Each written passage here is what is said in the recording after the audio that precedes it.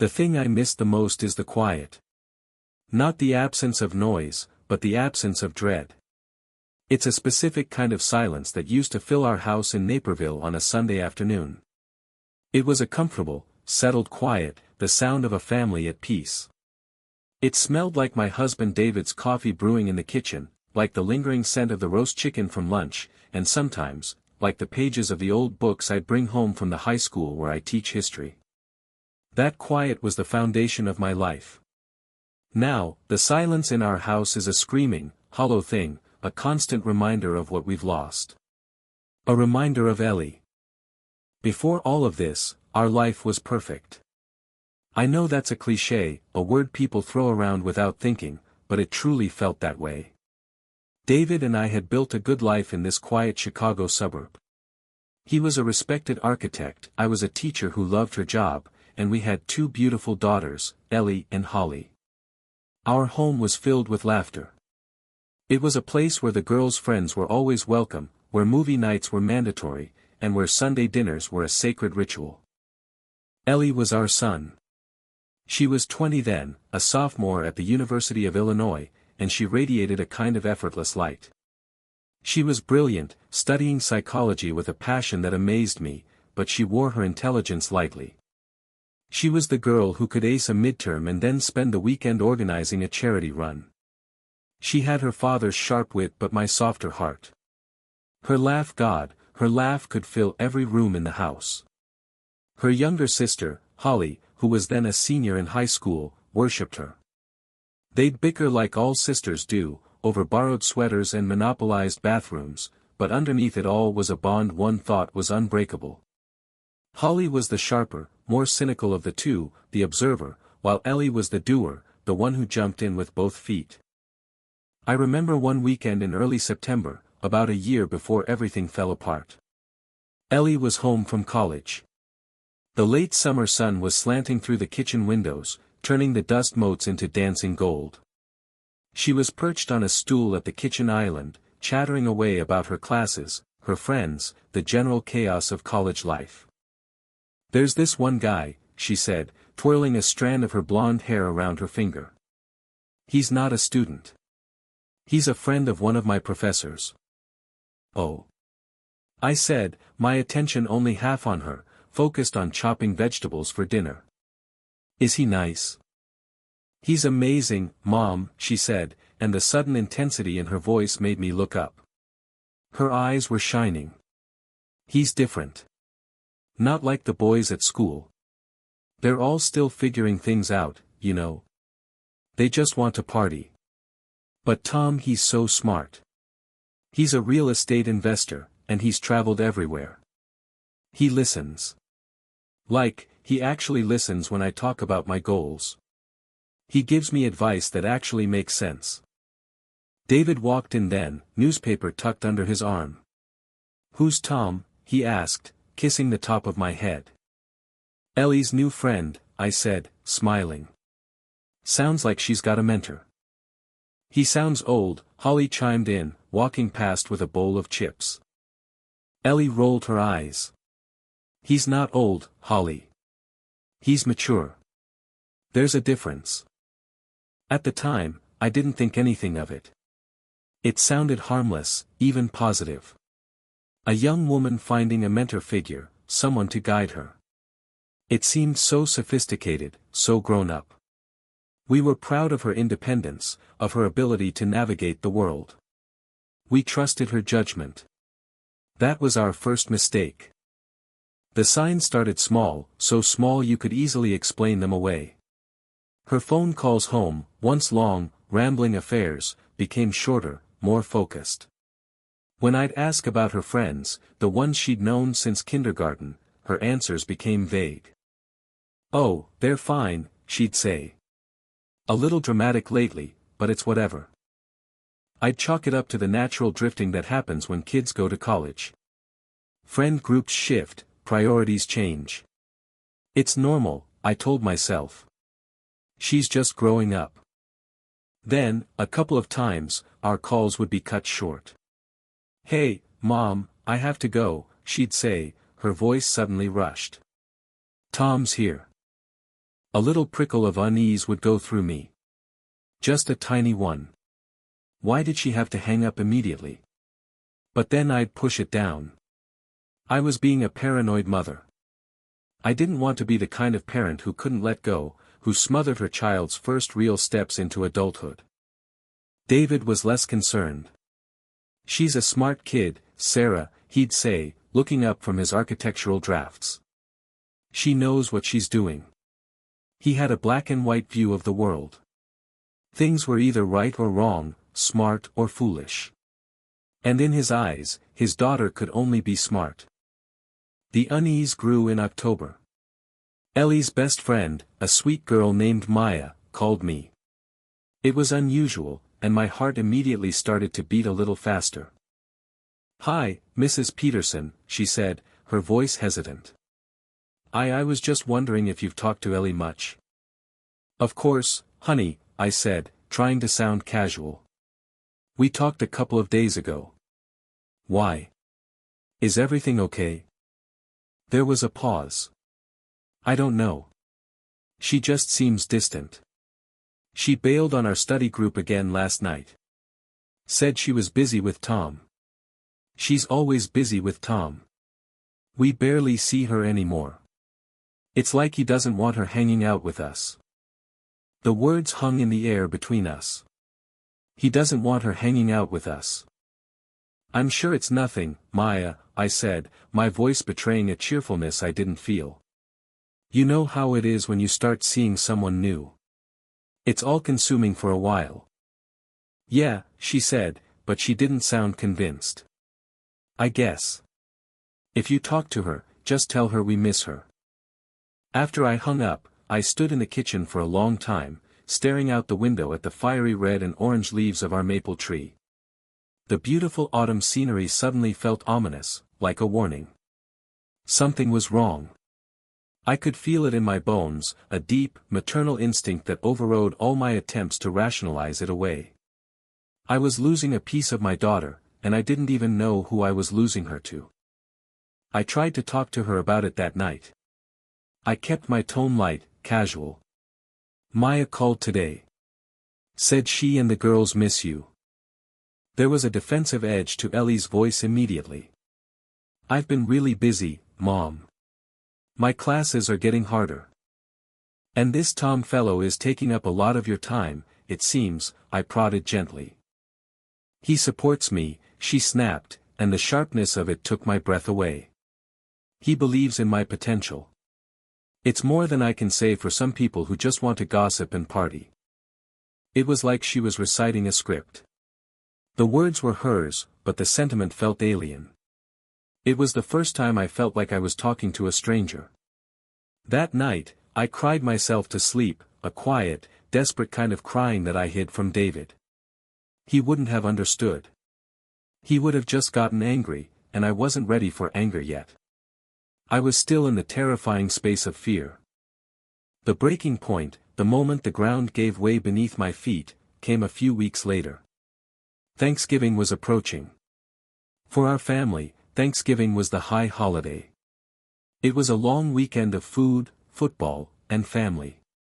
My sister and her family would come, David's brother, the house overflowing with people I loved. It was my favorite time of year. I was on the phone with Ellie, finalizing her travel plans. "So you'll get the train in on Wednesday afternoon, right? Holly can pick you up from the station." "Actually, Mom," she said, and I could hear a nervous excitement in her voice. "I was thinking of driving this year." "Driving? But you don't have a car at school." "I know. Tom said he'd drive me." My stomach tightened. I pictured him here. In my house. At my Thanksgiving table. The faceless man who was pulling my daughter away from us. "Oh," I said, trying to keep my voice even. "That's nice of him. He really wants to meet you guys." "All of you," she said, the words tumbling out in a rush. "I've told him so much about you. And I thought it was time." There it was. The invitation. The demand. I knew, in that moment, I couldn't say no. Refusing would be a declaration of war. It would prove Ellie's point, whatever point Tom had been feeding her, that we were judgmental, that we wouldn't give him a chance.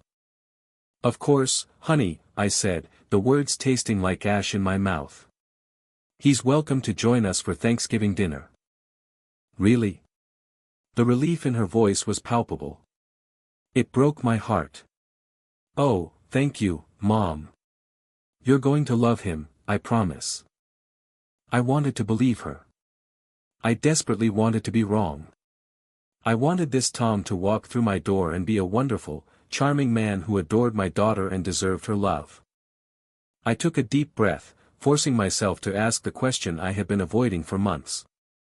The question I was suddenly terrified to know the answer to. Ellie, I started, trying to sound offhand, like it was just a minor detail I'd forgotten. You've never actually told me. How old is Tom? There was a silence on the other end of the line. It was only for a second, but it stretched into an eternity. It was a guilty silence.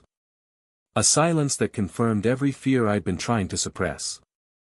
When she finally spoke, her voice was small, almost a whisper. He's 44. The number dropped into the quiet of my kitchen like a stone. 44. 24 years older than my daughter. A man who was closer to my age than to hers. The air left my lungs. The cheerful, sunlit kitchen suddenly felt cold and dark. I held the phone to my ear, but I couldn't speak.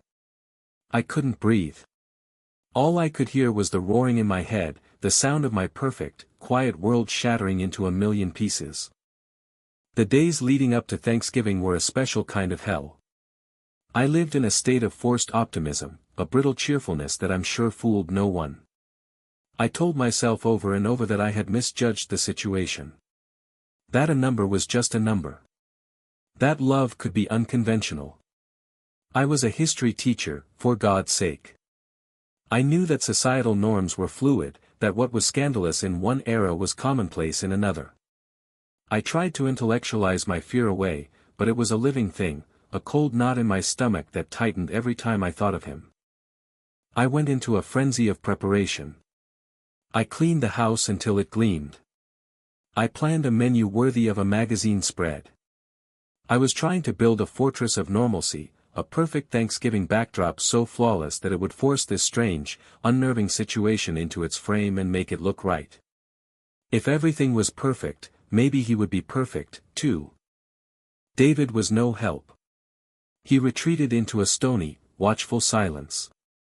Every time I tried to talk about it, to voice my anxieties and hopes, he'd just shake his head. "We'll see, Sarah," he'd say, his voice flat. "We'll just have to see." It was his way of bracing for impact. He wasn't building a fortress, he was digging a trench. Holly was more vocal. "I can't believe you're letting this creep come for Thanksgiving," she said, the day before they were due to arrive. She was sitting at the kitchen table, scrolling through her phone with a furious energy. "He's a predator, Mom. Everybody knows it but Ellie."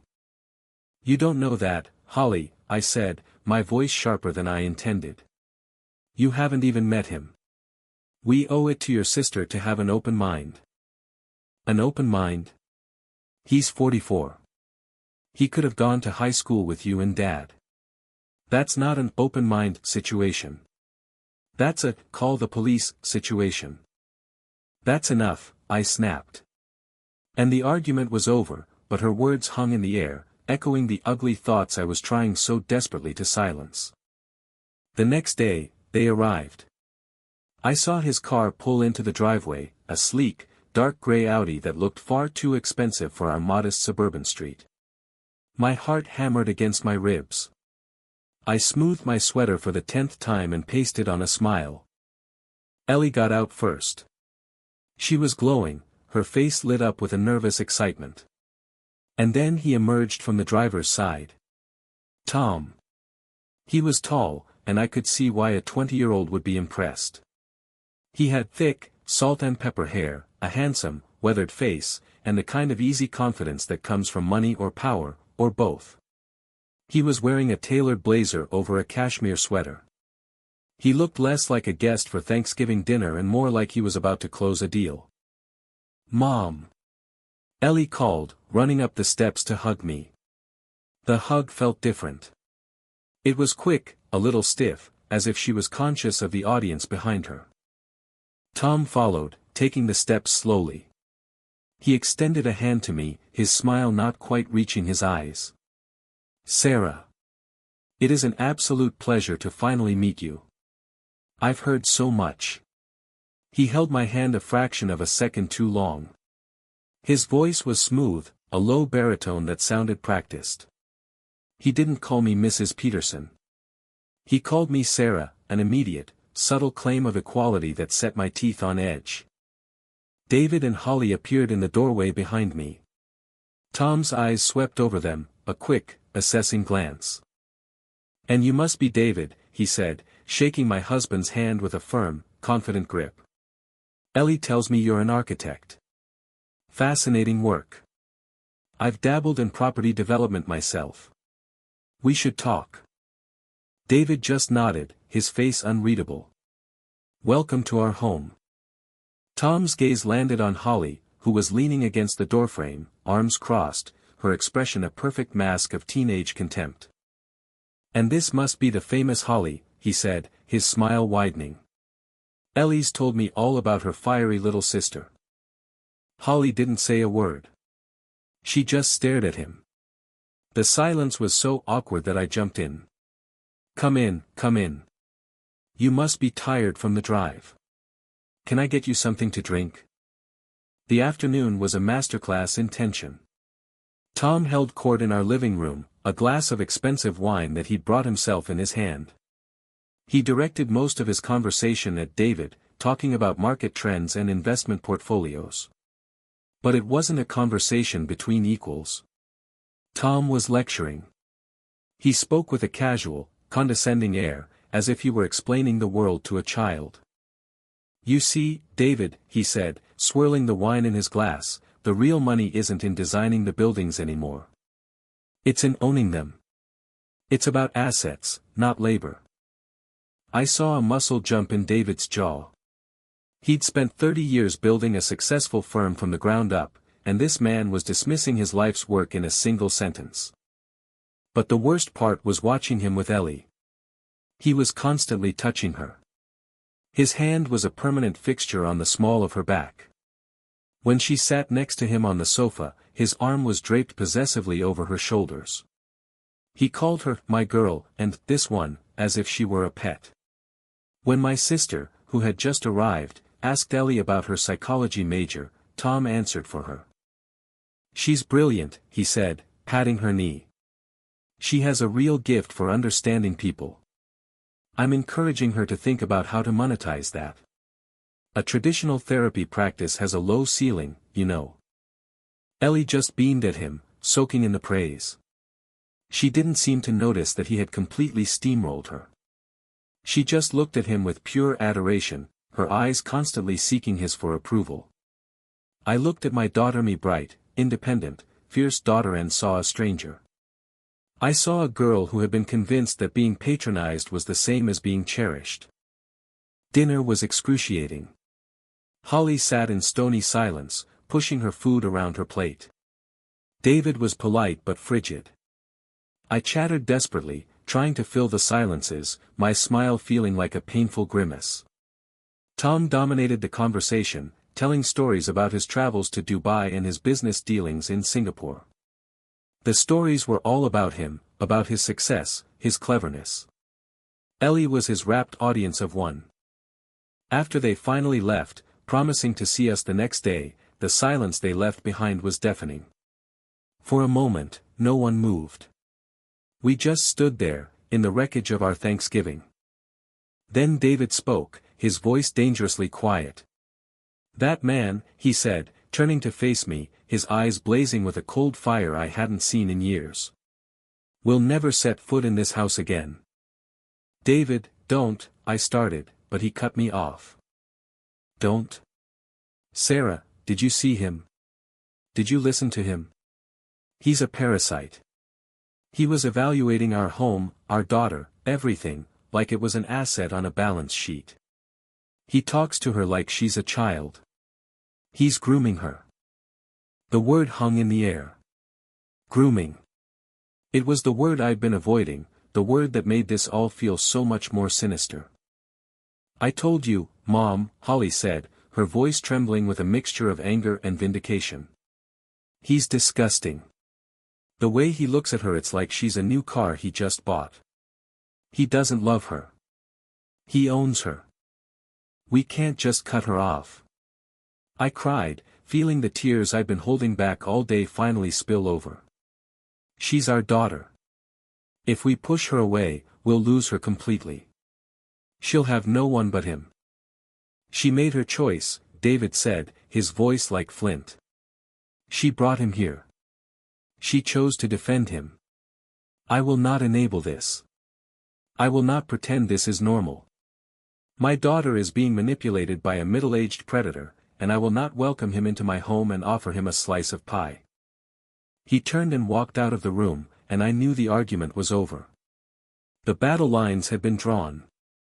I fled to my bedroom, my hands shaking as I dialed Ellie's number. She picked up on the second ring, her voice bubbly. Hey. Did you guys have fun? Tom had a great time. He thinks your dad is super smart.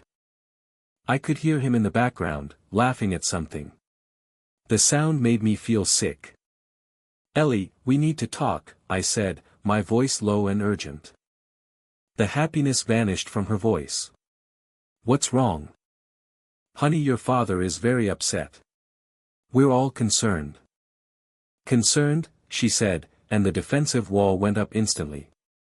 Concerned about what? That I'm finally happy. That I'm with someone who actually treats me like an adult. He doesn't treat you like an adult, Ellie. He treats you like a possession. He speaks for you, he answers for you. Did you even notice? Oh my God, she said, her voice rising. I knew this would happen. You guys were cold to him from the second he walked in. You judged him before he even opened his mouth, all because of his age. It's so pathetic. The words sounded rehearsed, as if they'd been prepared in the car on the way back to his apartment. This isn't about his age, honey, it's about his behavior. It's about the way he controls you. He doesn't control me. He supports me, she shouted, and now she was crying. They were angry, frustrated tears. You don't know him. You don't know us. I can't believe I was stupid enough to think you would understand.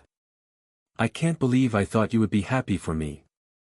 Before I could say another word, she hung up. I stared at the phone, my heart a lead weight in my chest. I had tried to build a bridge, and all I'd done was blast the canyon between us even wider. The rest of the holiday weekend passed in a fog. Ellie and Tom didn't come back. They didn't call. The house was quiet again, but it was the new quiet. The heavy, suffocating silence of loss.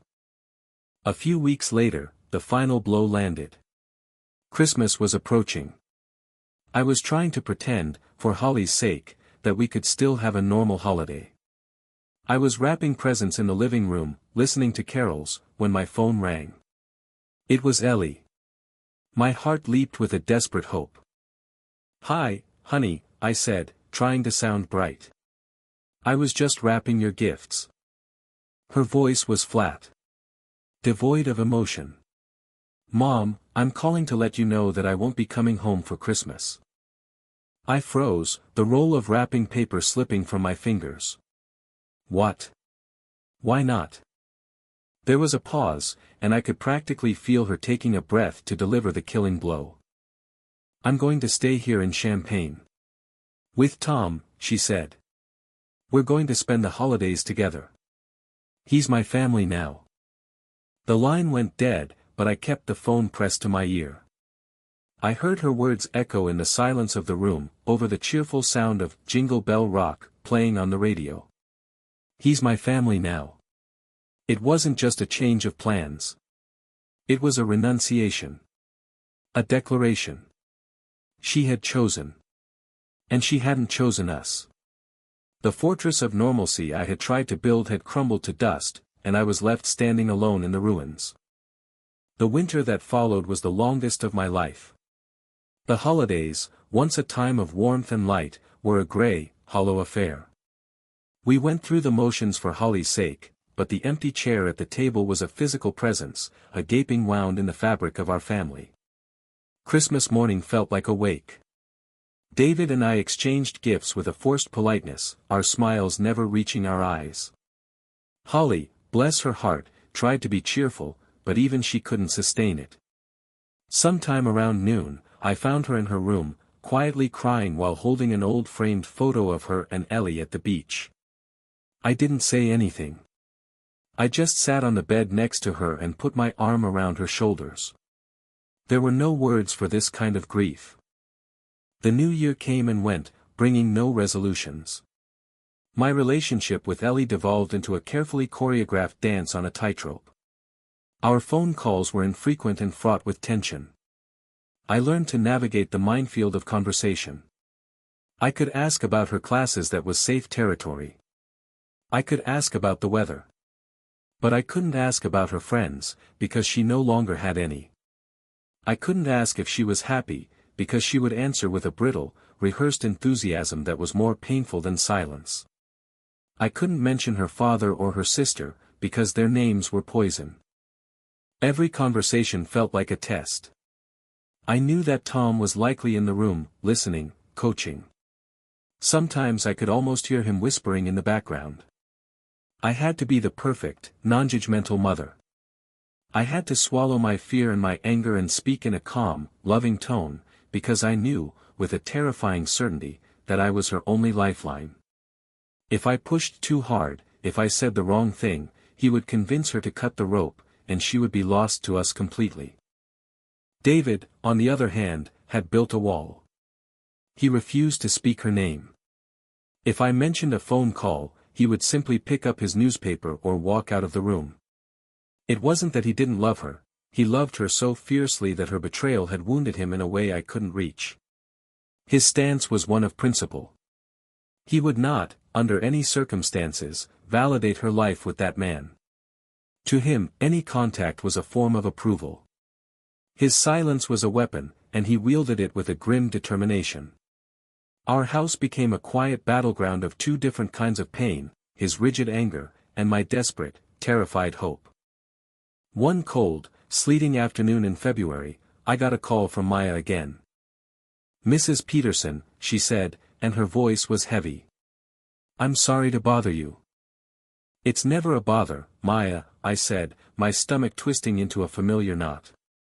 We tried," she said, and I could hear the defeat in her voice. "A bunch of us tried to plan an intervention, kind of. We just wanted to talk to her, without him there. We invited her out for coffee, told her it was a girls-only thing." "What happened?" I whispered. "She told us she was busy. Then she sent a group text an hour later. It was awful. She said she was tired of our jealousy and our judgment. She said that Tom was the only one who truly understood her and that she needed to surround herself with positive people who supported her choices. She said she was cutting out the negativity in her life. She was talking about us." Maya's voice broke. "It wasn't her, Mrs. Peterson. The words, the phrasing, it was all him. He's turned her against everyone who ever cared about her." After we hung up, I sat in the dark for a long time. The isolation was complete. He had succeeded. He had systematically dismantled her support system, one friend at a time, until all that was left was him. She was on an island, and he was the only other inhabitant. That night, I went to David. He was in his study, staring at a blueprint, but I knew he wasn't seeing it. "We have to go see her," I said, my voice quiet but firm. He looked up, his face tired. "What's the point, Sarah? She doesn't want to see us." "I don't care," I said, a surge of resolve cutting through my fear. "I am not going to let him do this. I am not going to let my daughter disappear." We are going to drive to Champaign, and we are going to lay eyes on her. I need to see her face. I need to know she's okay. To my surprise, he didn't argue. He just sighed, a deep, weary sound. When? Tomorrow, I said. We'll leave in the morning. The drive downstate was 3 hours of tense silence. The gray, frozen Illinois landscape whipped past the windows. David gripped the steering wheel, his knuckles white. I stared out at the flat, empty fields, my mind racing. What would we find? What would we say? We didn't have a plan. This was an act of desperation, a primal need to see our child. I was terrified of what we might find, but the terror of not knowing was worse. We didn't call ahead. We knew if we did, Tom would orchestrate the whole encounter. We wanted to catch a glimpse of her real life, not the stage-managed version. We found his apartment building easily. It was one of those new, luxury, complexes that had sprung up near the campus, designed to appeal to wealthy parents. It was sleek and modern and utterly soulless. We stood in the lobby, my heart pounding, before I finally pressed the button for his apartment. The intercom crackled to life. Yes. It was his voice. Smooth and controlled.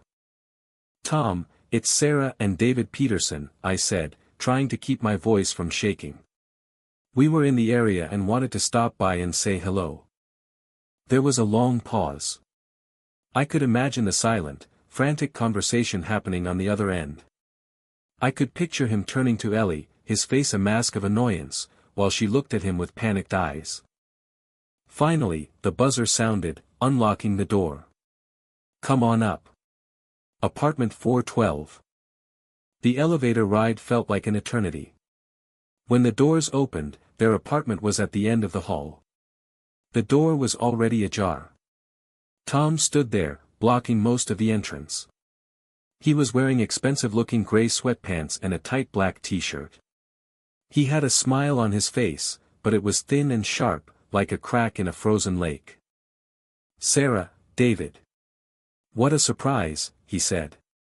You should have called. We would have prepared something. It was a last-minute trip, David said, his voice clipped. Tom stepped aside to let us in. The apartment was exactly what I had expected. It was a showroom for a life, not a home. White leather sofas, glass tables, abstract art on the walls that looked like it had been chosen by a decorator. There was no clutter, no personal touches, no warmth. It was sterile and cold. And then I saw her.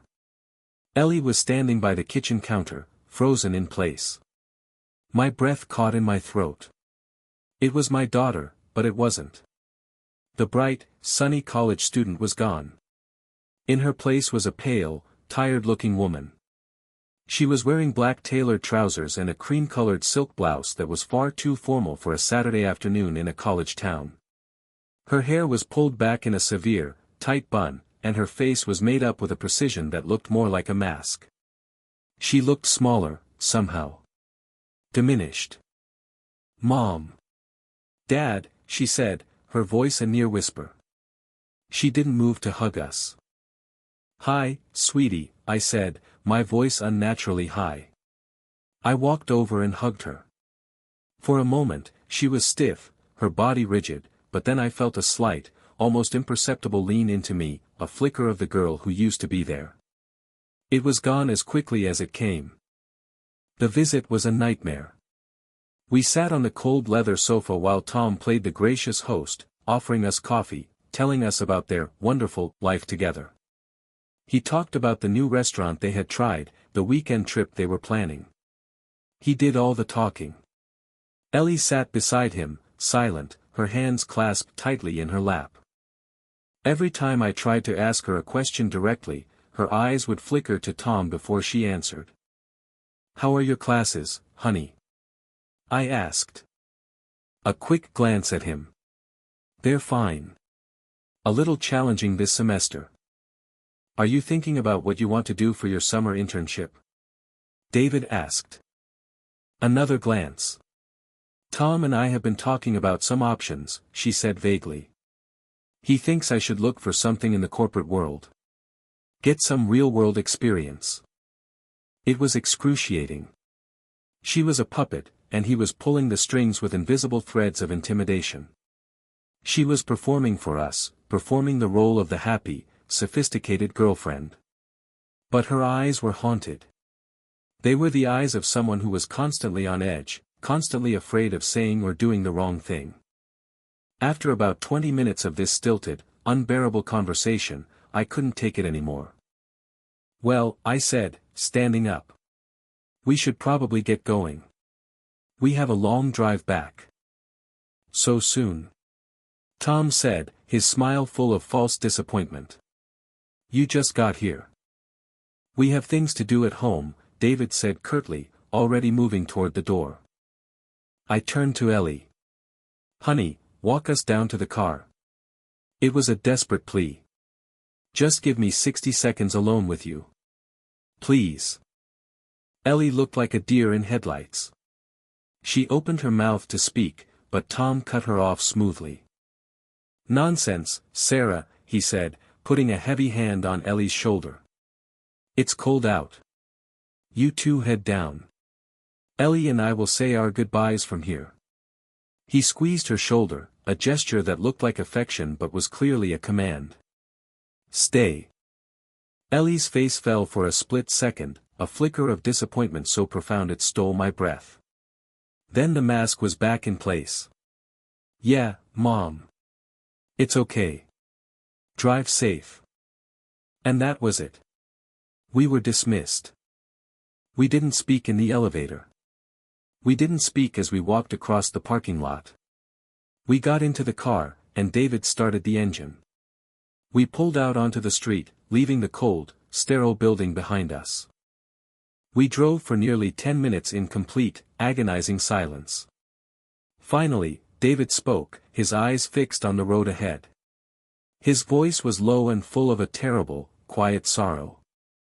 You see it now, don't you, Sarah? I didn't have to ask what he meant. I did see it. I saw it all. It wasn't just a bad relationship.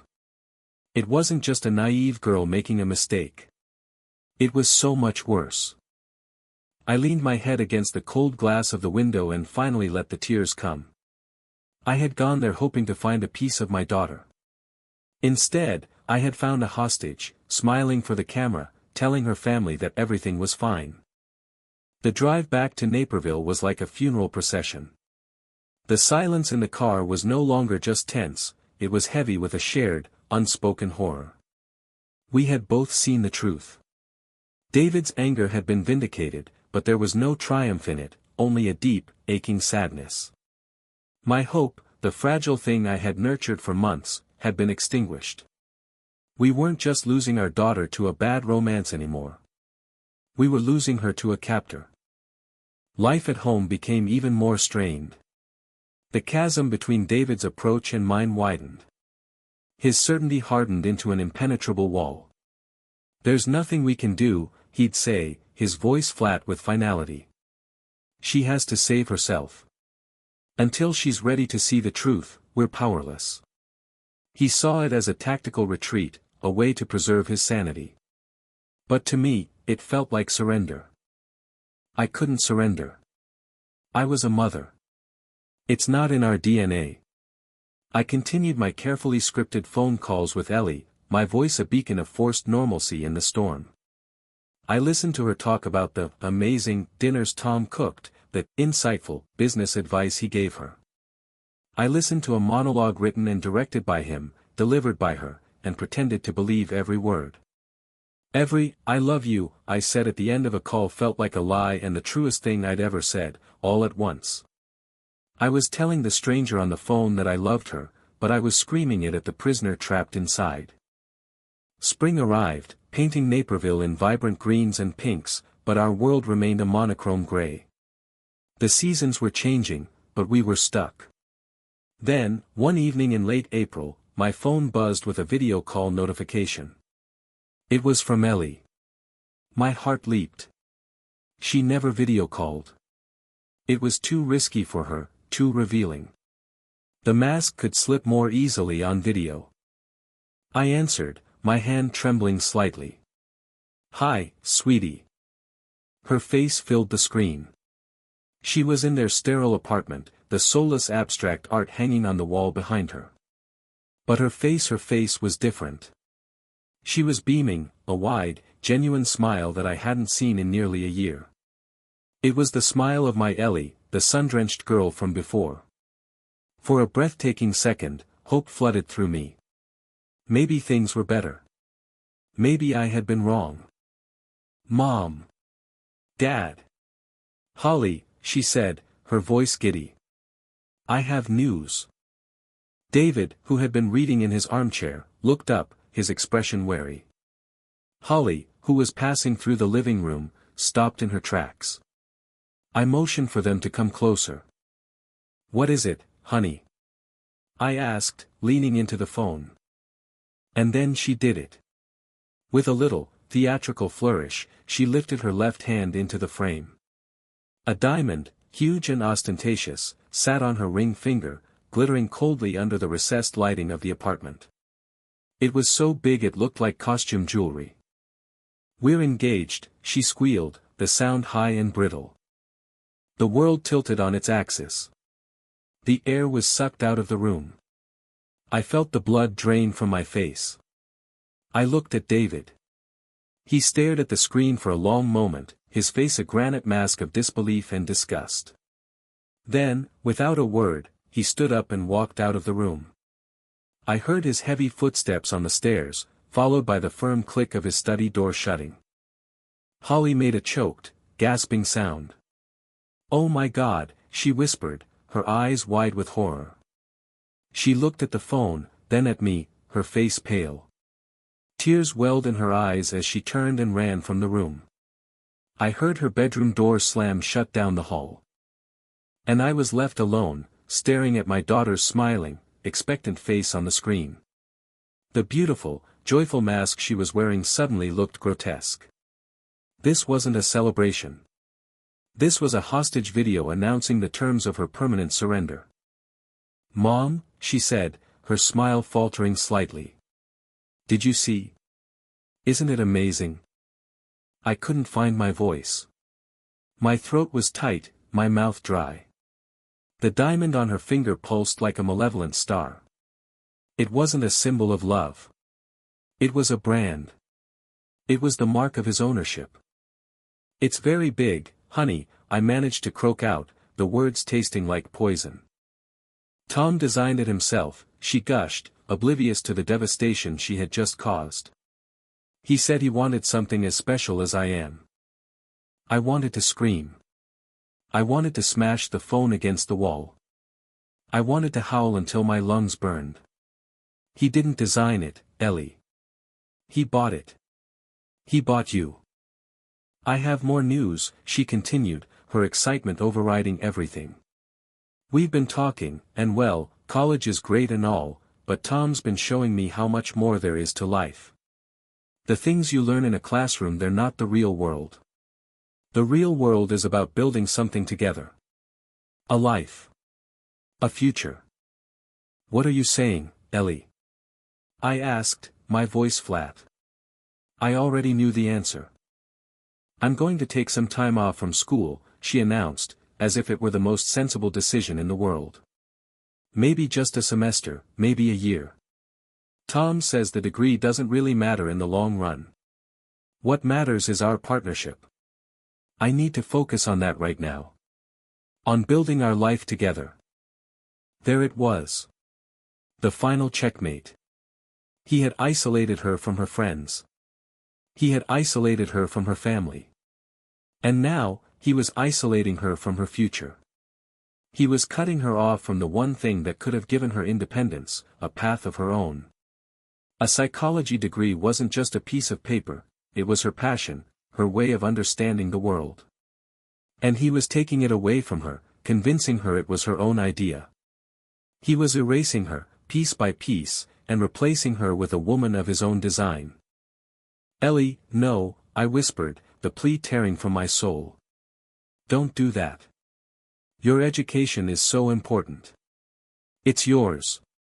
No one can ever take that away from you. The defensive shield slammed down instantly. The happy, beaming fiancé vanished, replaced by the angry, programmed stranger. I knew you wouldn't understand, she said, her voice cold. I knew you'd be like this. This is my decision, Mom. It's my life. Tom supports me. He believes in our future more than a stupid piece of paper. I'm sorry you can't be happy for me.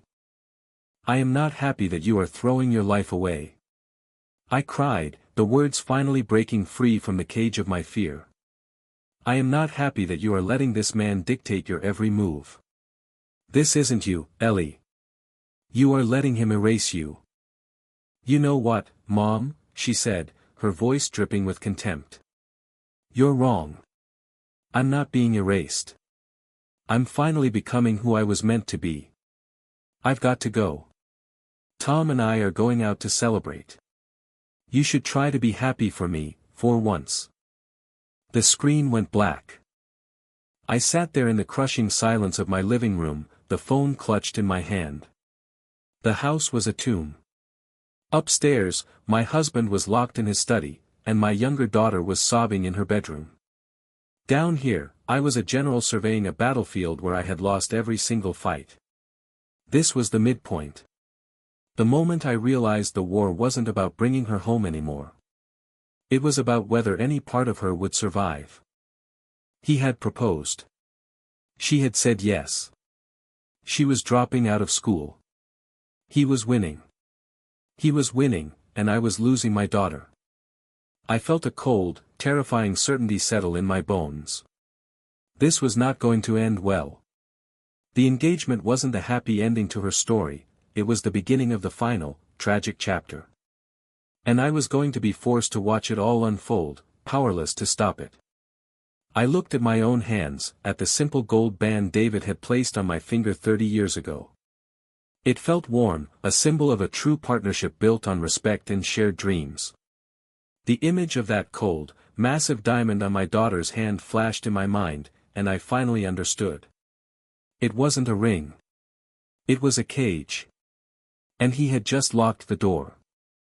The weeks after the engagement announcement were a slow, agonizing bleed. The news settled over our house like a shroud. David and Holly retreated even further into themselves. They had erected walls of self-preservation, and Ellie's name was a brick they refused to touch.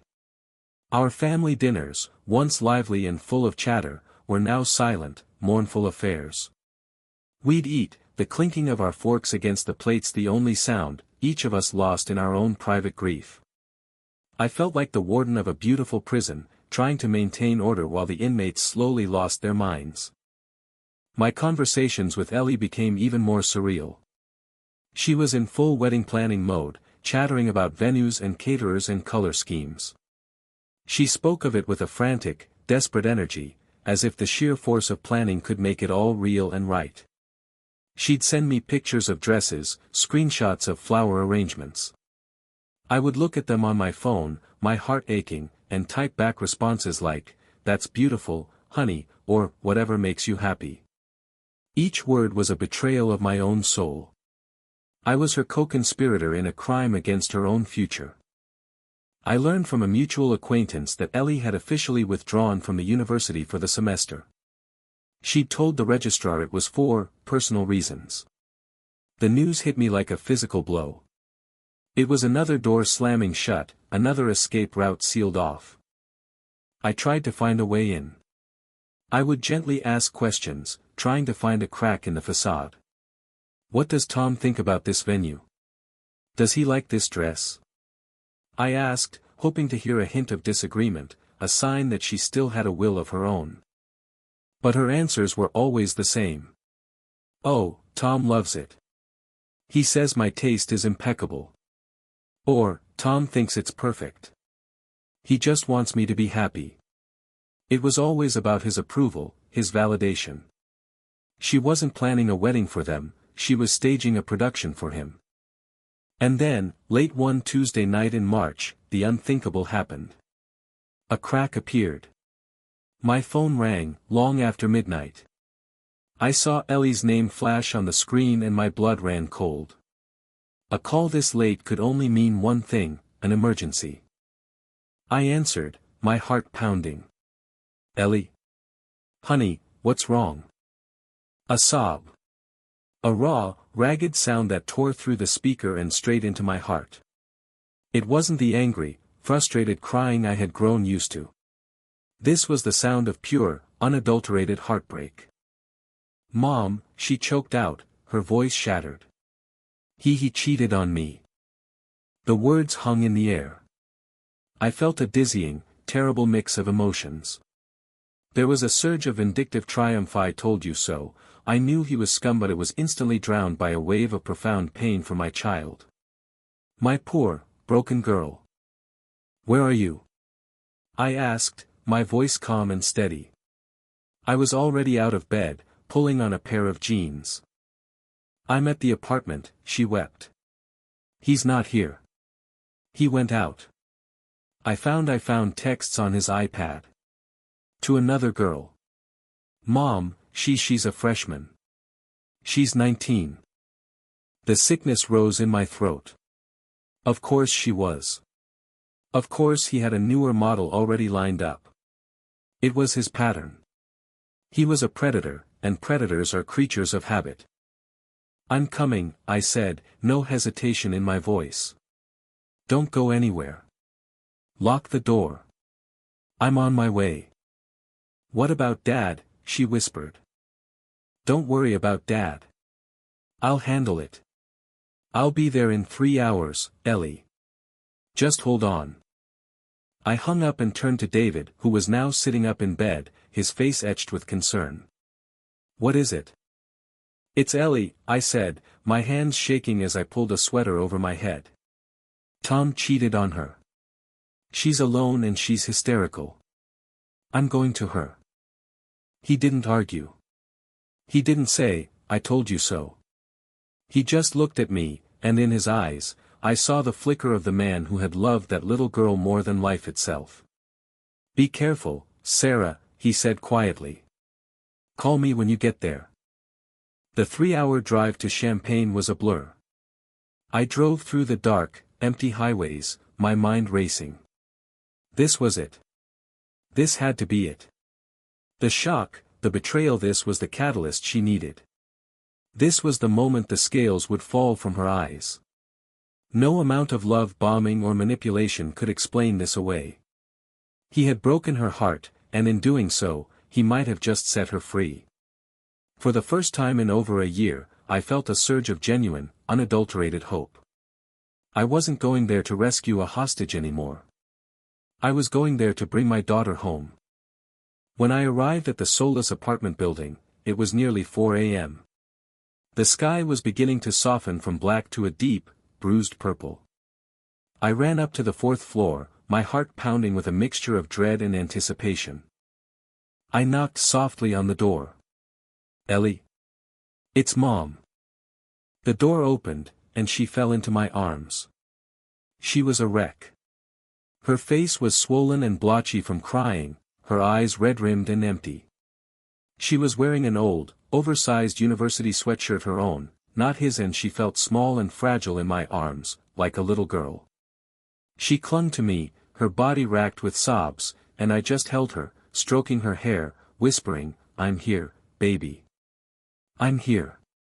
I've got you. We sat on the cold leather sofa, the scene of so many of my nightmares, but this time, it was different. Tom wasn't there. His suffocating presence was gone. It was just me and my daughter. For the first time in so long, it was just us.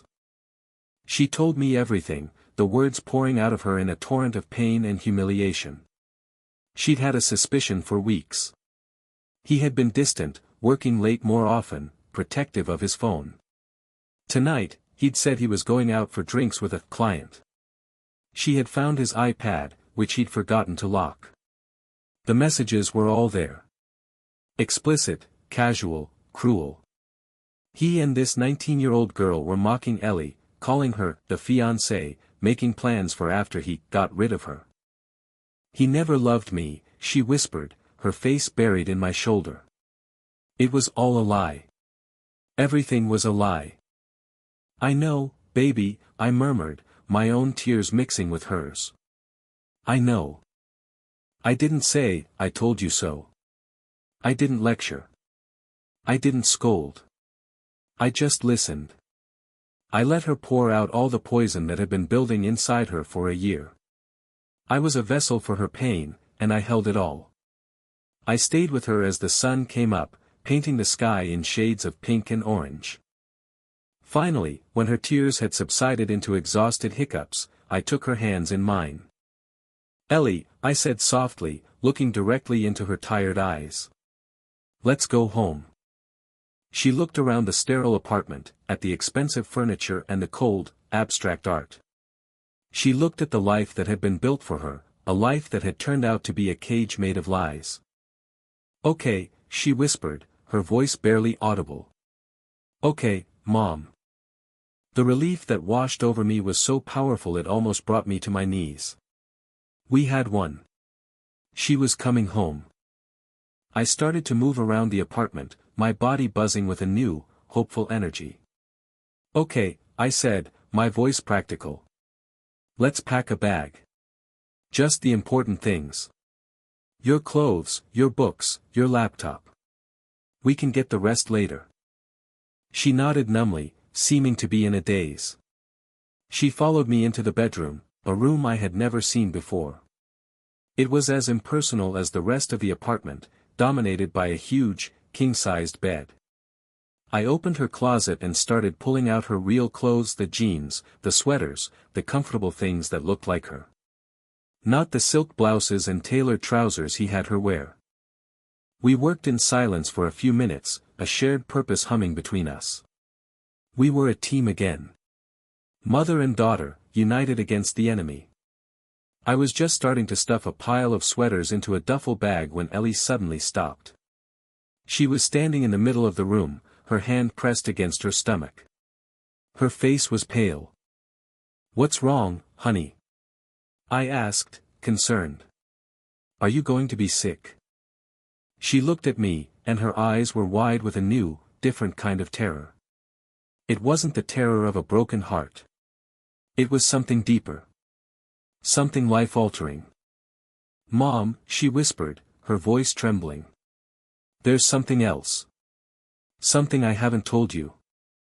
My blood ran cold. I stopped packing, my hands frozen in midair. What is it, Ellie? She took a shaky breath, her gaze dropping to the floor. The last couple of weeks I haven't been feeling well. I've been so tired. And my period is late. The words hung in the air, heavy and ominous. No, my mind screamed. No, no, no. She looked up at me, her eyes filled with a desperate, dawning horror. I took a test yesterday morning, she whispered, the words barely audible. Before I found the texts. I haven't even told him yet. She paused, and then delivered the final, devastating blow, the sentence that shattered my newfound hope into a million irreparable pieces. Mom, she cried, fresh tears streaming down her pale cheeks. I'm pregnant. The word landed in the silent bedroom and detonated. Pregnant. It was a word that was supposed to signify joy, new life, hope. But in that moment, it was the ugliest word in the English language. It was a life sentence. It was the shackle that would bind my daughter to this monster forever. The duffel bag I was holding slipped from my numb fingers and hit the floor with a soft thud. All the air, all the hope, all the triumphant energy that had filled me just moments before, rushed out, leaving a cold, terrifying vacuum. No, I whispered, the word a prayer, a denial. Ellie, no. Are you sure? She nodded, her body starting to tremble violently. I took 3 tests, she sobbed. They were all positive. Oh, God, Mom, what am I going to do? My mind, which had been so clear and focused, was now a chaotic storm. Pack the car. Get her home. Get her away from him. But the single word pregnant changed the entire equation. This wasn't just about a broken heart anymore. This was a biological fact, a permanent link. A baby. His baby. I crossed the room and pulled her into my arms again, but this time, the hug felt different. It was desperate. I was trying to shield her from a reality that had already invaded her body. "It's okay," I said, the words automatic, meaningless. "We'll figure this out. We'll figure everything out." But how? How could we possibly figure this out? The path to freedom that had seemed so clear just a minute ago was now a tangled, impassable thicket. We stood there for what felt like an eternity, clinging to each other in the dawning light, when we heard a key in the front door. My blood turned to ice. Ellie stiffened in my arms, her breath catching in her throat. "He's back," she whispered, her voice laced with pure terror. The front door opened and closed. We heard his footsteps, confident and unhurried, moving through the living room. "Ellie," he called out, his voice smooth and untroubled. "You up already?" I stepped in front of Ellie, a primal instinct to protect my child surging through me. I was no longer a gentle, conciliatory mother. I was a lioness, and the jackal had just walked into my den. Tom appeared in the bedroom doorway. He stopped short when he saw me. His eyes flickered from my face to Ellie's tear-streaked, terrified one, to the half-packed duffel bag on the floor. His smooth facade cracked for a fraction of a second, revealing a flash of genuine surprise and annoyance. But it was gone as quickly as it appeared, replaced by a look of practiced concern. "Sarah," he said, his voice dripping with false sincerity. "What a surprise. Is everything all right? My girl looks upset." "Don't you call her that," I snarled, my voice low and shaking with a rage I hadn't known I possessed. "Don't you ever call her that again." He raised an eyebrow, feigning confusion. He looked at Ellie. "Baby, what's going on? What did you do?" he asked, subtly shifting the blame to her. "She knows, Tom," Ellie whispered, her voice trembling behind me. "I know everything. About the texts. About the 19-year-old. Tom's expression shifted again. The fake concern evaporated, replaced by a weary sigh, the look of a man burdened by an over-emotional woman. This was his next tactic, dismiss and downplay. "Oh, that," he said, waving a dismissive hand. "Ellie, baby, you're blowing things way out of proportion. It was nothing. A stupid flirtation. It meant nothing. You know you're the only one for me." He started to walk towards her, his arms outstretched, ready to enfold her in the familiar, suffocating embrace of his lies. "Stay away from her," I said, stepping forward. He stopped, his eyes locking onto mine. For the first time, I saw the predator behind the mask. His gaze was cold, flat, and full of contempt. "Sarah," he said, his voice dangerously soft. "With all due respect, this is a private matter between me and my fiancé. I think it's best if you let us handle this. You lost the right to privacy when you decided to prey on a girl young enough to be your daughter," I shot back. "She's leaving you. We're packing her things, and she's coming home with me." A slow, condescending smile spread across his face. He looked past me, his eyes zeroing in on Ellie, who was cowering behind my shoulder. His voice became soft, hypnotic, the voice he must have used on her 1,000 times. "Is that what you want, baby?" he purred. "You want to leave all of this? Our home? Our future? You want to throw it all away because of one stupid, meaningless mistake?" I was scared, Ellie. Scared of how much I love you. Scared of this commitment. Men do stupid things when they're scared. But it was a mistake. And I will spend the rest of my life making it up to you. Don't let your mother, who has never supported us, tear us apart. It was a masterclass in manipulation. The love bombing, the self-victimization, the shifting of blame. I could feel Ellie wavering behind me. I could feel the powerful pull of his psychological gravity, the force she had been living under for a year. "Don't listen to him, Ellie," I said, my voice urgent. "He's lying. He will do this again. This is who he is." Tom ignored me, his focus entirely on her. He took a step closer, and then another. He sank to his knees in front of her, taking her hands in his. He looked up at her, his eyes shining with perfectly manufactured tears. "I love you, Eleanor Peterson," he said, his voice thick with emotion.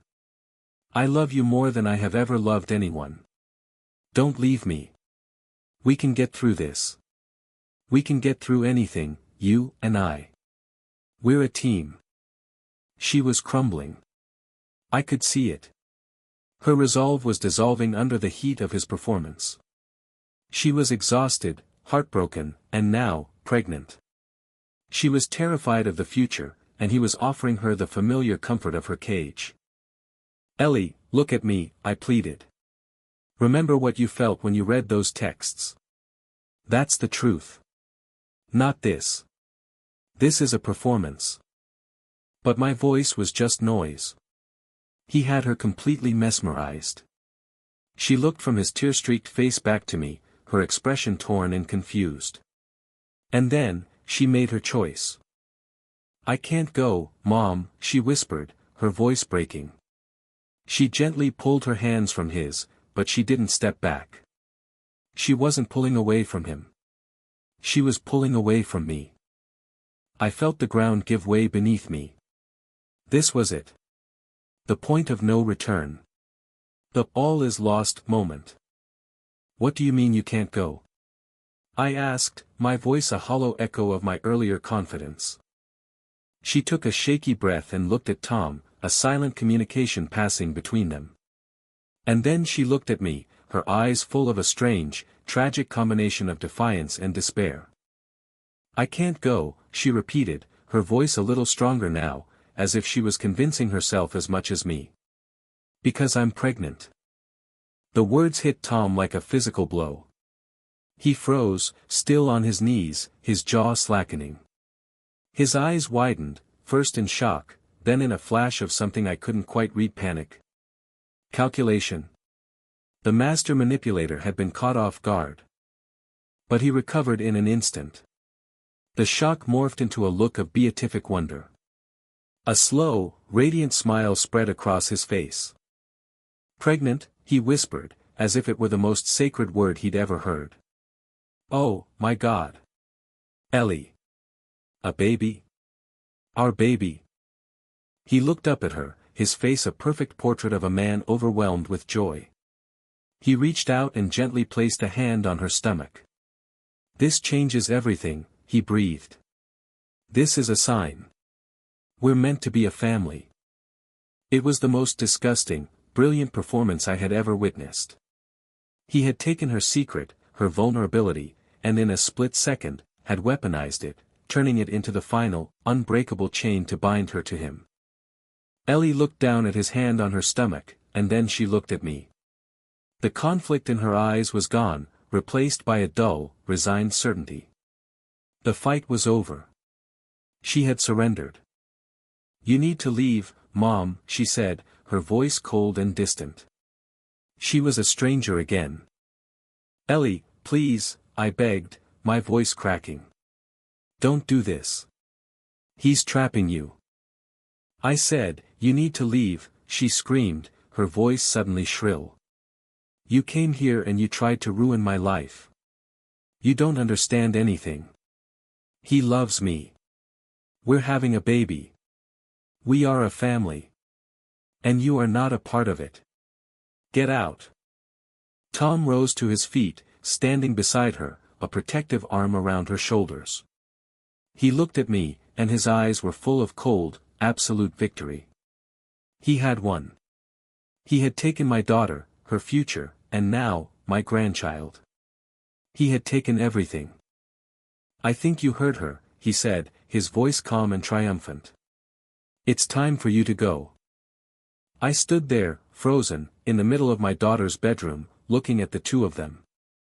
The pregnant, trapped girl and her triumphant, predatory captor. The half-packed bag of her old life lay forgotten on the floor between us. The hope I had carried with me on the dark, 3-hour drive had curdled into a bitter, burning despair. I had walked in here to bring my daughter home.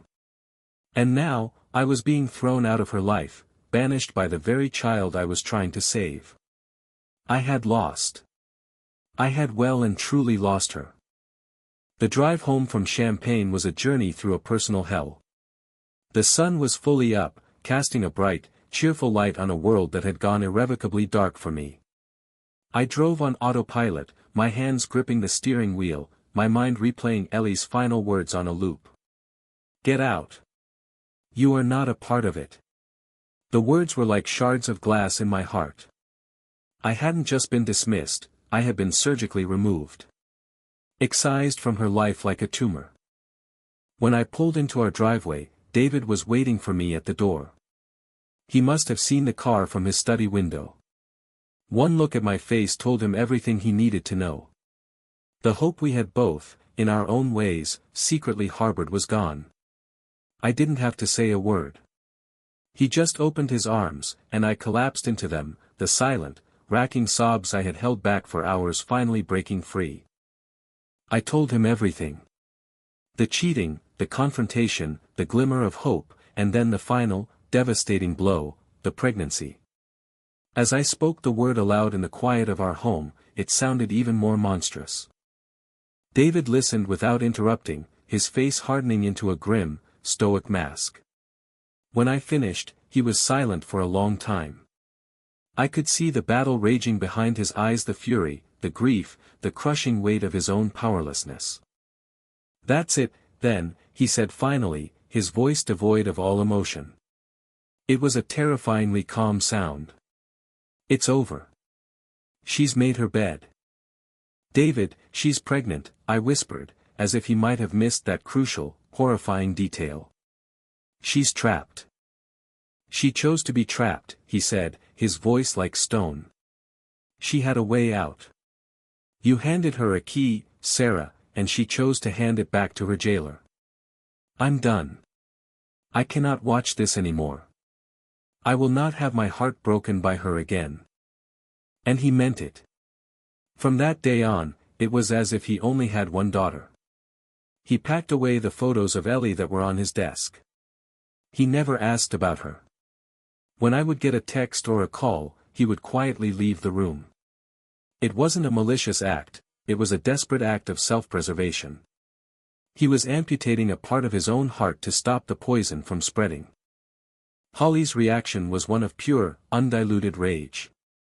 When I told her, her face, which had been pale with worry, turned a blotchy, furious red. Are you kidding me? She seethed, pacing back and forth in the living room. He cheats on her, and she rewards him with a baby? She's an idiot. A complete and utter idiot. Holly, don't say that, I pleaded, my own energy completely depleted. Why not? It's true, she yelled, tears of anger streaming down her face. I don't even know who she is anymore. The sister I had, the one I looked up to, she would have laughed in that creep's face and walked out. This person, this weak, pathetic person is not my sister. I don't want anything to do with her. Or her baby. Not as long as she's with him. And just like that, my family fractured. It split right down the middle, into two distinct camps. David and Holly were on one side, a united front of anger and estrangement. And I was on the other, the lone ambassador to a hostile foreign nation, the keeper of a single, flickering flame of connection. The months that followed were a blur of quiet misery. I became the sole point of contact. Ellie would send me updates, short, impersonal texts that felt like press releases from her new life. First doctor's appointment today. Everything looks good. Or, we heard the heartbeat. She attached a fuzzy, black and white ultrasound picture to that one. I stared at the ghostly image on my phone, this tiny, developing life that was both my grandchild and the seal on my daughter's prison sentence. My heart felt like it was being torn in two. How was I supposed to love this baby without implicitly condoning the catastrophic situation it was born into? She would call sometimes, her voice always a little too bright, a little too cheerful. She'd talk about her morning sickness, or her weird food cravings. She never mentioned Tom cheating. It was as if that night had been erased from history, a collective hallucination. I played my part.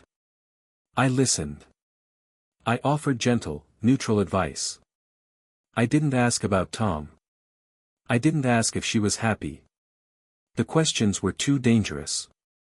Any hint of judgment, and I knew she would hang up, and the silence might last for weeks.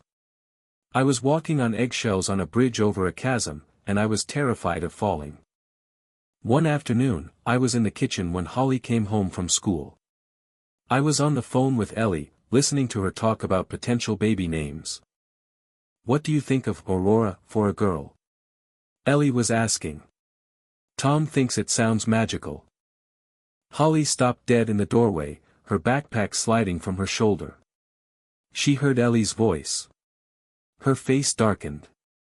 She stood there, listening, as I replied in my carefully modulated, gentle tone. "It's a beautiful name, honey." After I hung up, the silence in the kitchen was thick with accusation. "I can't believe you," Holly said, her voice low and trembling with anger. "You just talk to her like everything's normal. Like she didn't choose a 45-year-old predator over her own family." "She's pregnant, Holly," I said, my voice weary. "She's alone. If I don't talk to her, she will have no one." "She has him," she shot back. "That's who she chose. Why do you keep pretending? Why do you let her think that what she did was okay?"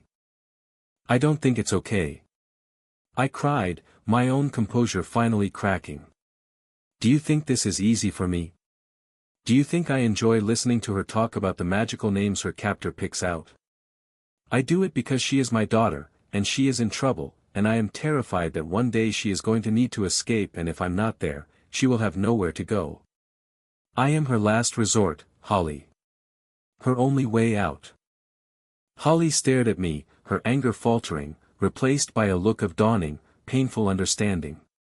She saw, for the first time, the crushing weight I was carrying. She saw that my contact with Ellie wasn't a sign of approval, but an act of desperate, maternal vigilance.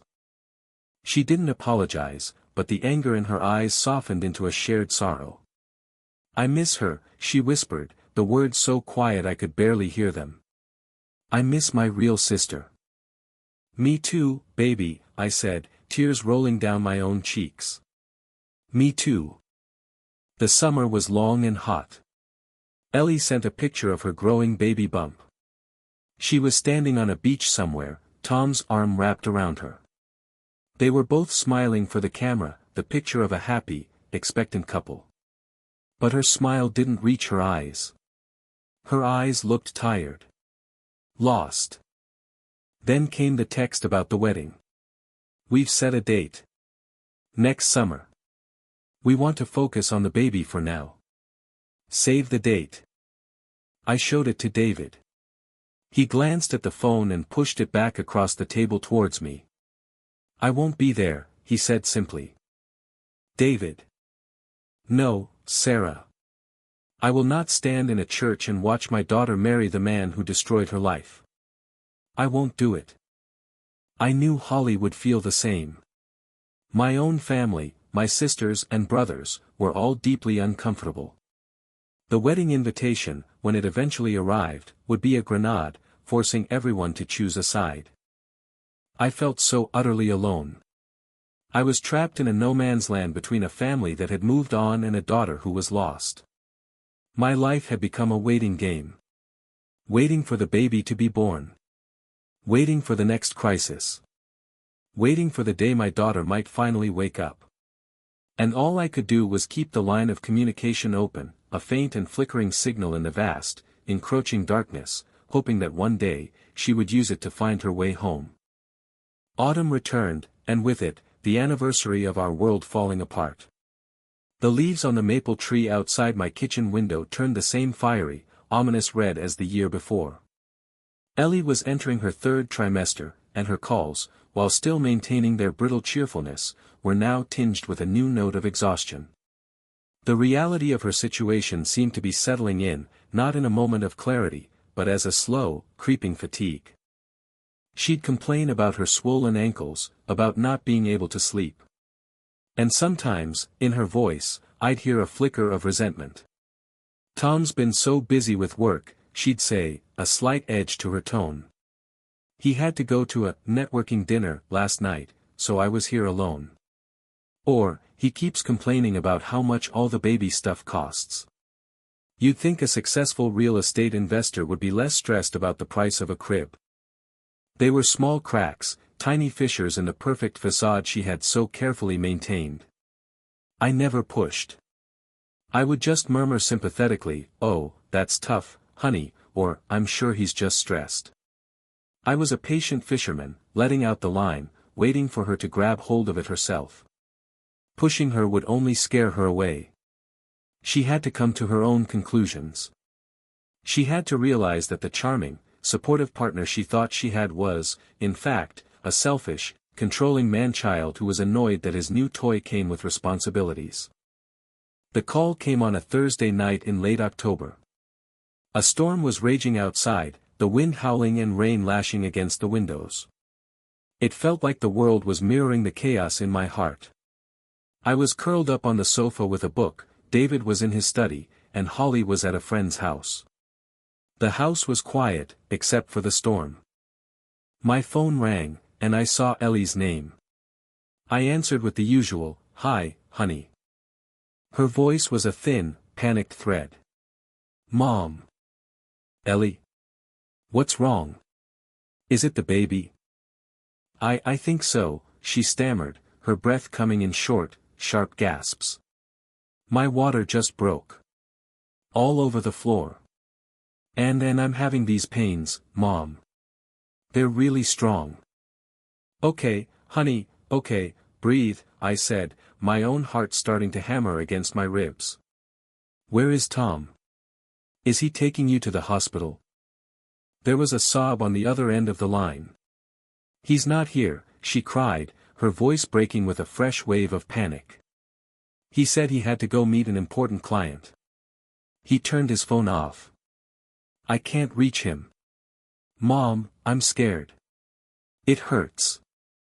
In that moment, every last bit of my carefully maintained neutrality vanished. The patient fisherman was gone. The mother bear was back, and my cub was in trouble. "I'm coming, Ellie," I said, my voice clear and commanding, leaving no room for argument. "Call 911 right now. Tell them what's happening. Get an ambulance to take you to the hospital." "Which hospital?" "Carl Foundation." "Yes," she whimpered. "Okay. I'm leaving right now. I will meet you there. Do you hear me, Ellie? You are not alone. I will be there." I hung up and flew into action. I grabbed my purse and my car keys. I ran to the door of David's study and threw it open. He was at his desk, and he looked up, startled. "I have to go," I said, the words tumbling out. "Ellie's in labor. Her water broke. Tom is gone, his phone is off. She's alone. She's calling an ambulance." David stared at me, his face a mixture of emotions I couldn't decipher. Shock. Fear. And something else, something I hadn't seen in a long time. The armor of his anger was cracking. He stood up. I thought he was going to argue, to tell me not to go, to remind me of the wall he had built. Instead, he just looked at me, his eyes full of a deep, weary sorrow. He walked over, took my face in his hands, and kissed my forehead. "Go," he said, his voice thick. "Go be with our daughter. Just drive safe, Sarah. The storm is bad." That small act of grace, that crack in his wall, gave me all the strength I needed. I ran out into the raging storm, the wind and rain soaking me in seconds. The drive was treacherous. The roads were slick, visibility was almost zero. But I drove with a singular, fierce focus. My baby needed me. I made it to the hospital in record time and found her floor. I saw her, lying on a gurney in a hallway, waiting for a room. She looked so young, so small, and so terrified. When she saw me, her face crumpled in relief, and she reached a hand out to me. "Mom," she cried. "You came." "Of course I came," I said, taking her hand, my own tears finally falling. "I told you I would." I stayed with her. I held her hand through every contraction. I wiped the sweat from her forehead. I breathed with her. I was her coach, her advocate, her mother. The nurses, I think, assumed I was her partner. There was no one else. Just us. In that sterile, brightly lit room, the last year of pain and anger and distance melted away. The man who had caused it all was absent. The lies and manipulation were gone. All that was left was the raw, primal reality of birth. It was just me and my child, working together to bring a new life into the world. After 8 hours of grueling labor, my granddaughter was born. She was tiny, red-faced, and screaming, with a full head of dark hair. They placed her on Ellie's chest, and a profound, holy silence fell over the room. Ellie looked down at this tiny, perfect creature, and her face was transformed. The fear, the pain, the exhaustion, it all vanished, replaced by a look of pure, unconditional love. It was a look I knew well. I had worn it myself, 21 years ago, in a room just like this one. Tom finally showed up 2 hours later. He ambled into the room, looking rumpled and annoyed, reeking faintly of whiskey. "Sorry," he said, not sounding sorry at all. "My phone died. Big meeting ran late. So, this is it, huh?" He peered at the baby in Ellie's arms as if it were a strange new piece of furniture. Ellie didn't even look at him. She was completely absorbed by her daughter. A nurse came in to take the baby to be weighed and cleaned. Ellie's eyes followed her until she was out of sight. Then, she turned her head on the pillow and looked at me. Her eyes were clear for the first time in a year. The fog of his influence had finally, blessedly, lifted. Tears streamed silently down her cheeks. "Mom," she whispered, her voice hoarse and broken. "I'm so sorry." I just shook my head, my own tears blurring my vision. I reached out and squeezed her hand, the one that still wore that ridiculously large, cold diamond ring. "I know," I whispered back. "It's okay. We're okay." Tom stood awkwardly by the door, an outsider, an irrelevant interruption to this sacred moment. He had no place here. He had missed it all. He had missed the pain, the struggle, and the miracle. He had shown up for the curtain call after the play was over. A nurse brought the baby back, now swaddled in a soft pink and blue striped blanket, and handed her to me. I took my granddaughter in my arms. She was so light, so fragile. I looked down at her tiny, perfect face, and my heart, which had been broken and bruised for so long, felt like it was stitching itself back together. The anger, the resentment, the fear, it all dissolved. There was no room for any of it. There was only love. A fierce, overwhelming, unconditional love for this new little person, and for the daughter who had brought her into the world. I looked at Ellie, exhausted and broken but so beautiful on that hospital bed. I looked at the baby sleeping peacefully in my arms. I looked at Tom, shifting his weight by the door, a stranger in his own life. I knew this wasn't the end. The future was a vast, terrifying unknown. The ugly ring was still on Ellie's finger. The man was still in her life. My family was still fractured. But as I stood there, in the quiet hum of the hospital room, I knew something had fundamentally shifted. A door had been unlocked. Ellie was awake. The long, difficult journey back to herself, back to us, had finally begun. Her road home would be long and fraught with difficulty. But for the first time in what felt like a lifetime, I knew with absolute certainty that she would not be walking it alone. My war wasn't over. It had just entered a new, more hopeful chapter.